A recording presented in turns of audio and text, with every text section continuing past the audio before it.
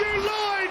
It is deep dive time, and we're going to go and look at some of the round 9 matchups that would have been. And this one, Brownie, actually you were in the coach's box. You were part of the Richmond Footy Club. Richmond would have played Geelong on Friday night footy, and this was, Brownie, an absolute train wreck. 157 points. This is Stevie J's first game after his suspension, and it was pretty savage in the coach's box that day. But the Cats, this was the start of their premiership.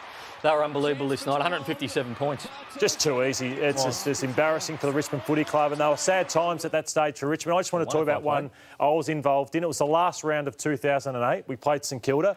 St Kilda needed to win by 100 points to get the 4th spot on the ladder, and they beat us by 108 points and got 4th spot by 0.9%. And Milne kicked 7, Revolt kicked 4. It was absolutely embarrassing, Bill. Oh, well, I was involved. Oh, here, we're still watching this. The Saints here. I was involved in the world record score when Geelong kicked 37 goals, 17, 239. We defeated the Bears, who kicked 11-9. We won by 164 points up on the Gold Coast and celebrated. And Kano, yours is probably the hardest to take. Yeah, I was on the wrong side of history as well, Bill, with the biggest grand final defeat ever, 119 in 2007. So the Cats were on fire in that day, and it was highly embarrassing for us at Port Adelaide. TJ, Collingwood would have played Carlton, and it's just that moment. I haven't watched it that closely, the Wayne Harms moment. I know people from that period, but it's something that Collingwood fans can just never get over.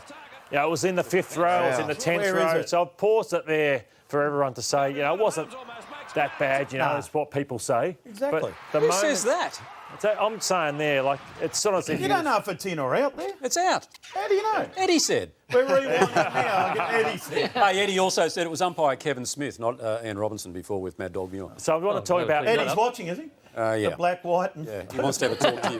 Wants to have a talk to you about the Nathan Buckley interview. Hey, Bill, moments that people and clubs can never get over, and your mate Sauce. Sauce is still whinging about this. You see him at the Noosa Surf Club. He still talks about this. Long he goes, has 2, 3 bounces, kicks it from 50. I might run around another one. He have another bounce. Kicks it from about 30 metres. And Sauce still says he touches it up. Don't single a goal. I touch. Oh, come on. No. I touched the bloody thing up. Come on, mate. And he still talks about it today, doesn't he? He does. Let's have a look. You can't see it. Well, you know, if Collingwood supporters thought that we were cheated in 79, what about 2002, right? Have a look at this. Anthony Rocker lines up. Now, you tell me this is not a goal. Well, you tell me it's not a goal. How do you know? It's not a goal. Eddie said. Look at the reaction, though, Bill. Now, look at that. You don't celebrate points like that, Bill. Well, mate, the goal umpire's right under the post. Players know. Look at the score. Brownie once celebrated a draw. Yeah, but we're talking about Brownie. I'm talking about real forwards here. This one resulted basically in a rule change in 2009. Tom Hawkins. This one smashes into the post. Oh, Let's have no, it doesn't. Have a look at this for the big tomahawk. Look at the deviation on that. Poor Saints fans have to clap. Where did it hit the post? Where? There. And now the big ask. Time for the big ask. And this one's a bit different. Hawthorn would have played Sydney this round. I'm going to come to you first, Damo.